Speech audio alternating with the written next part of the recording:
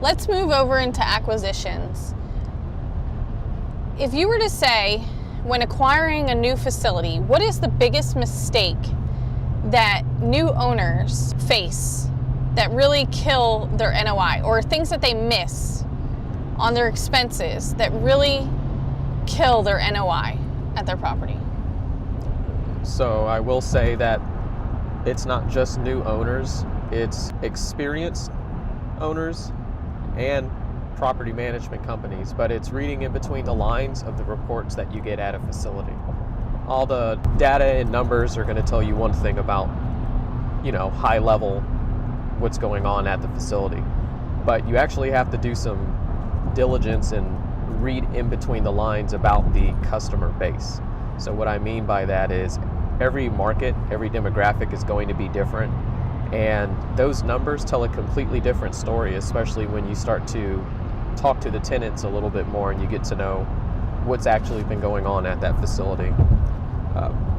One of the primary things I also see is that people come in when they acquire a new property and they immediately increase rents. And if you don't know what's going on at that facility, you don't know the story or the why behind the people who are in place there, or some of the other hidden questions that you uncover inevitably when you do your walkthroughs, all you're doing is damaging that relationship. That's a good point. So would you say that you suggest to probably, I know that when we acquire properties, we like to look at the facility as a whole and maybe make improvements before putting any rental increases in order? Or what do you think, what is your philosophy on adding rental increases? Because we know that most of the properties that we're underwriting, we are planning to do rental increases at the property. So how would you handle that? So you're right, you do need to increase rates at a facility, because otherwise you're going to lose to inflation every single year. Before doing a rental increase, I would make sure that you've built some rapport with your client base. There's a common misnomer, especially with bigger corporations like your REITs or large ops, for example, where they don't want to remind a customer that they have storage, and the only time you'll ever hear from them is when you have a rental increase or if they're calling you for collections. Building a relationship with the customers at the facility shows, number one, that you care, and number two, you're not out just to get their money. Yes, it is a business. Yes, they're opting to rent at the storage facility, but you want to make them feel special for that option that they have of renting there, because the reality is they could go somewhere else, or if you tick some people off enough, they're just going to throw away everything. So build a relationship with the customers first. Make improvements at the facility, and then facilitate something like tenant protection. And I would position it to let them know that, hey, this is something that actually benefits you. This is a service, yes, that you're paying for, but in the event of X, Y, and Z, you're now covered. Right. So when you say building a relationship with your tenants, what are some ways or some aspects that you build that relationship? Because if you're a remotely ran operation, you're not there to have the face-to-face contact. How are you building relationships with your tenants? That's a good question. What I will say is, whenever we first got started at this little facility in Jackson, Tennessee, we were on-site management, and people would come into the office and they could see you face to face, and they got to know who you were as an individual at the property. And most of the conversations that happened were just small talk, just impromptu pivot from that conversation to get a little bit more about them, make a friendly joke here or there. That really goes a long way. And when we've moved into this remote society, it's become almost too transactional in some case. So we make sure that we train our staff to treat the people like they were meeting them face to face. Talk like you have a smile on. Be a bit more personal and ask them some questions if they're, elaborating about what's going on. While you're in the process of trying to take a payment and it's taking longer than expected, ask them about their weekend. That kind of stuff goes a long way. In addition to that, we also make sure we're also sending out the newsletters to some of our tenants, at least to point back to any blog posts that we have going on, which are 9 times out of 10 more informational about stuff that's going on in the community or helpful tidbits. Okay, so you make that contact with the tenant, and then after you've made contact, how many times would you approximately make contact with a tenant? For what? What do you mean? You said you build that relationship or rapport. How often are you contacting your tenants? Well, we're not going out of our way to call them every day, but when the tenants are contacting us for whatever reason, they need to reach out to us, or we're reaching out to them if they, didn't leave a lock on their unit correctly. Those are the opportunities that we take to build a relationship with them. We make sure that the only form of contact that we have isn't just about, hey, we're increasing your rent. All right, well, let me ask you, Rebecca, whenever you're going to implement your rental increase, how are you going about doing that? Sure, so for me, I'm a very relationship-driven individual. So I love networking, I love fellowship, I love getting to know people within my community, within my church, within my bankers, or the people at the grocery store. And when I'm implementing a rental increase, I want to make sure that my tenants know that it is nothing that they have done, but in fact, something that has to be done in order for our business to thrive. And when you explain it to them that way, that we have to implement this rental increase because prices are going up, inflation, things like that, or we've done some work to the facility, I personally like to give a new updated look to the facility, so then in fact, if they are coming out to the facility, that they know we have contacted them. Let them know that we're running a Thanksgiving turkey drive or Christmas toys for tots or some type of program that benefits our community. And then when we implement the rental increases, they don't just think that we're just some big corporation out to take every dime that they have, because those are their most prized possessions inside of this storage unit. And I do like to get a feel for my customer base to see if that is something that they can even stomach, because there is possibilities that, Miss Joanne or Miss Jeannie, they're living on a fixed income. And if I did a rental increase at their facility... Are most self-storage facilities underperforming because of market conditions or management decisions? So that's a two-sided or a double-edged sword. So to really know if it is a market issue or if it is actually the management, there are a couple key details that would tell you the story. If it is a market problem, you have to look at a couple of things. So one of the quickest ways to know if it is a market problem is the market oversaturated? Are there REITs in the area close by? Is it in an area where they're living off of low-income housing or Section 8 or Social Security? So what does their median income look like? Is it a declining population? So if those are answered yes, then it may be the market. If those are answered no, then the first thing that I would look at is, what is your management company doing to get people in? Are they racing to the bottom to get the lowest rate and bringing in customers that really aren't qualified customers, that aren't people who are going to pay their bill, that they're really just looking for a place to put their stuff, the cheapest place? Or are they customers who want to store their stuff in a clean and secure facility, and they're willing to pay a couple extra dollars in order to store their stuff at your facility? So if it is a market condition, then it will easily tell the story, because you will know right away that maybe the market is oversaturated, maybe it's in a low-income area, maybe in that area they're not looking for storage, maybe they're too old to be looking to put stuff in storage, and maybe their children will put the stuff in there when they pass away, who knows?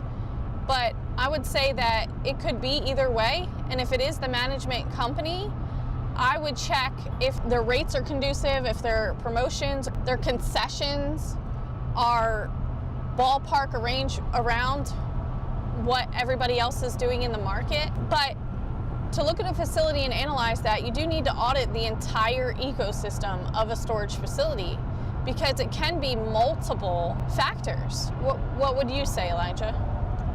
Well, before I give you my input, you gave a lot that we could digest. So going back to taking a look at the supply and the market and all that jazz, what's something right away that you can tell is a market problem when taking over a facility? Because sometimes an owner already has a property and these are things that they didn't consider. You can't change the market, right?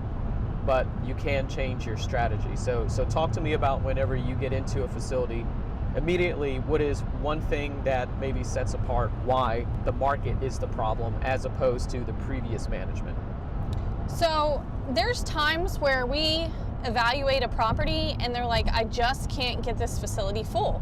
All of the other facilities in the area are full, and I just can't understand why I can't get my facility to stabilized.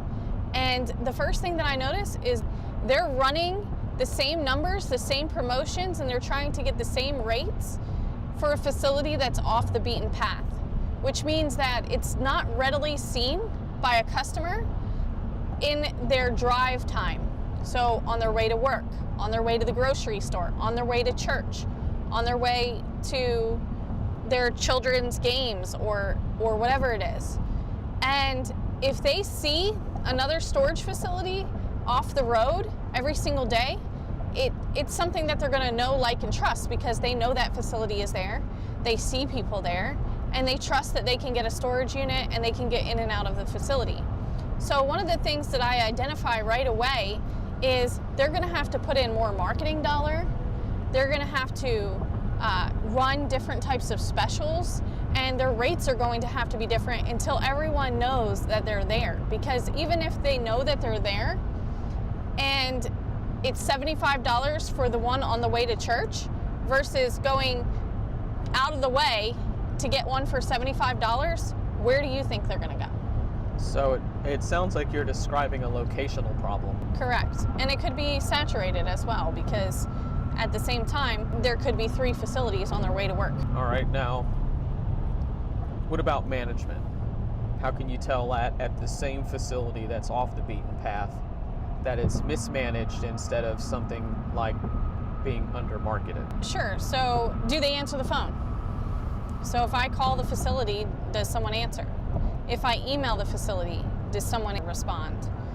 Do they work on weekends? Is their website up and running? Are their units available online? Can you rent online? Is the signage correct at the facility? Do they have an updated Google My Business profile?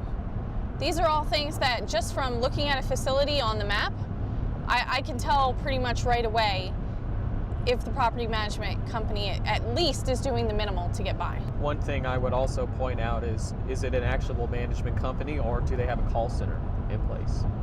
Because there is a big difference between the two. We recently took over several properties in Mississippi, and it was being managed by a call center. And what we found is that there was this huge gap in communication between the owners, the boots on the ground, and this call center.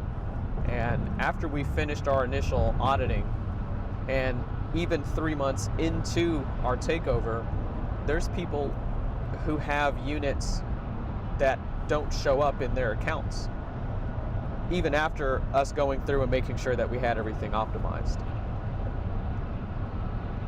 So speak to me about what a call center does versus a remote management company.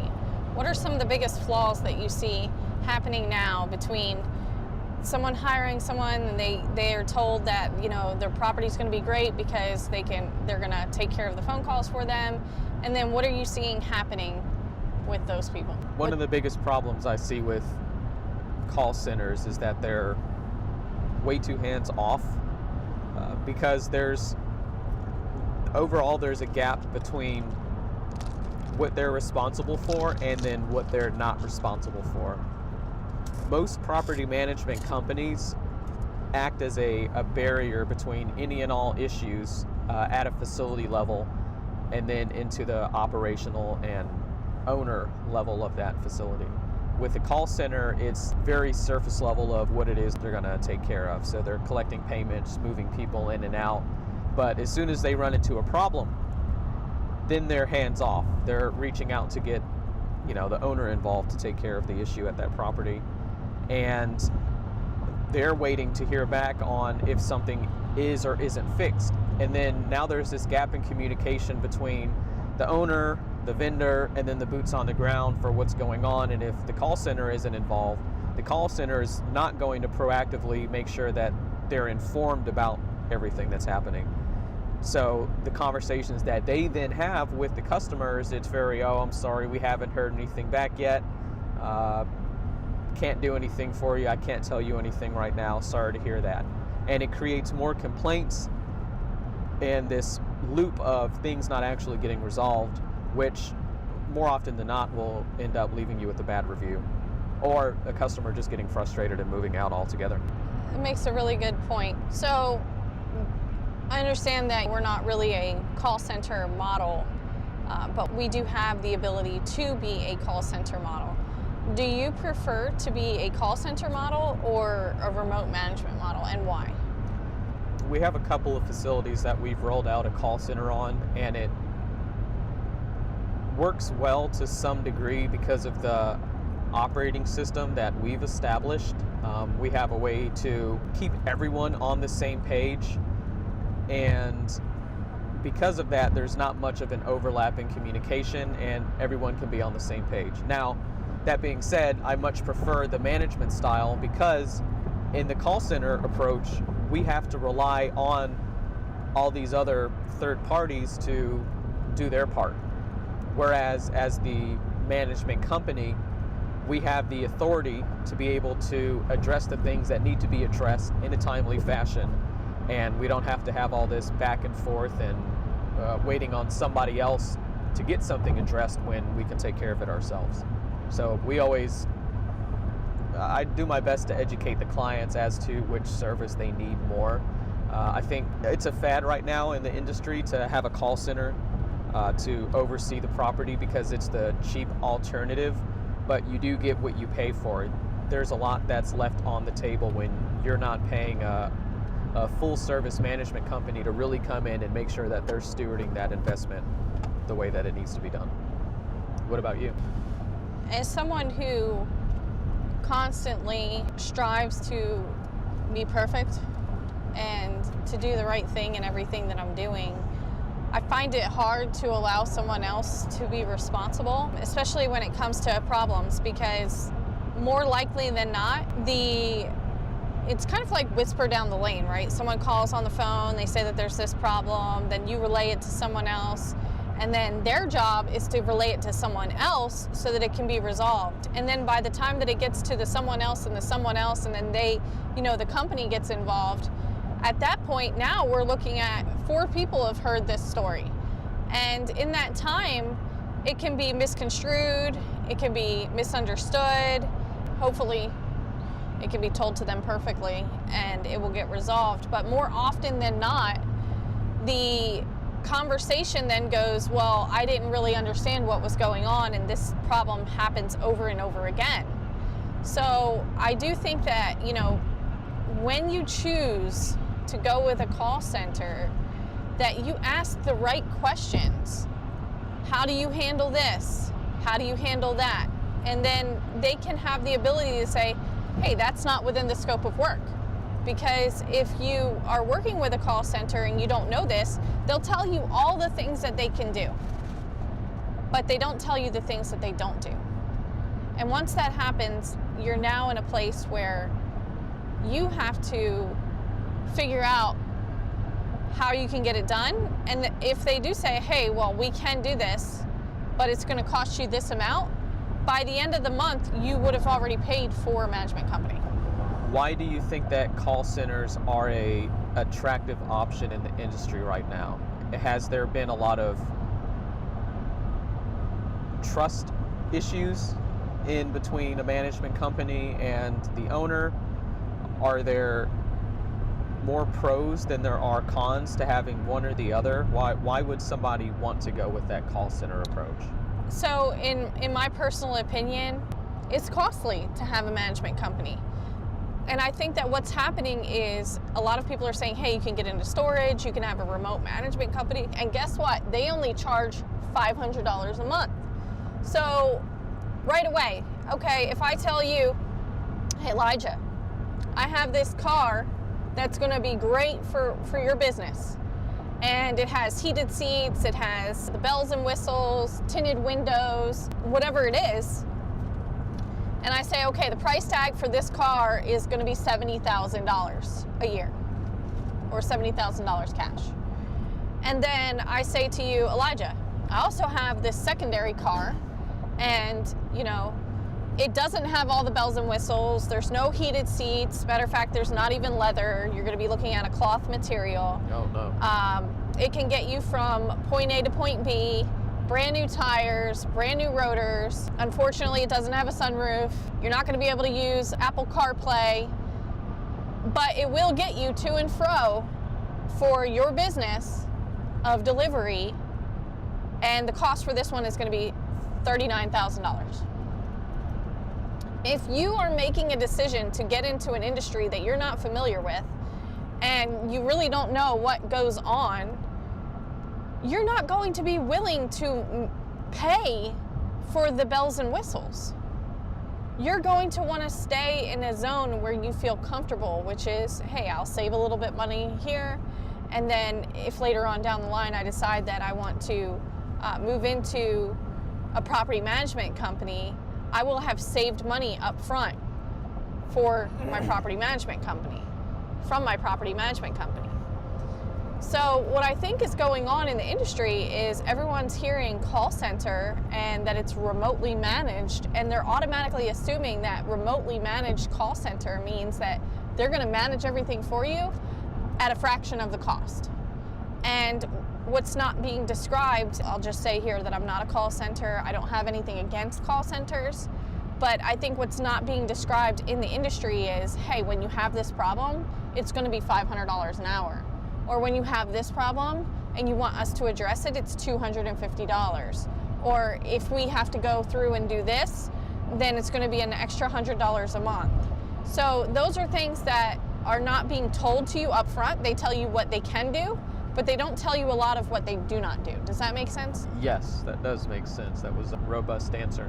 And I like what you brought up about kind of having the bells and whistles of a vehicle. As being someone who has owned a couple of different vehicles, you learn that there are some things that you're better equipped with, right? We're a family of 6. We have 4 kids, and leather holds up better than cloth. Why? Because it's a stronger material. It's more absorbent. It's more resistant to damage. There's all kind of benefits to that. A sunroof is also nice. If we want to air it out because for some reason our stinky dog is in the car with us, but nobody wants the windows down next to them, you have the option to roll up the sunroof. Now, where we're going with that is, to Rebecca's point, you have people in the industry who don't know that they really need a better partner in this experience to getting them to the next level. And honestly, what we found is that you're better off paying a management company more money, because they're going to make you more money in the end than just a call center would, because they're coming in with the sophistication for how to properly manage the revenue, which is something a lot of call centers don't do. That's good. Or being able to identify and resolve issues and be proactive about things before they actually happen. They seem simple until you're in the middle of the problem at hand, and then it's already a little too late. You don't want to put someone in place at a discount for them to rely on cheap alternatives to solving the solution.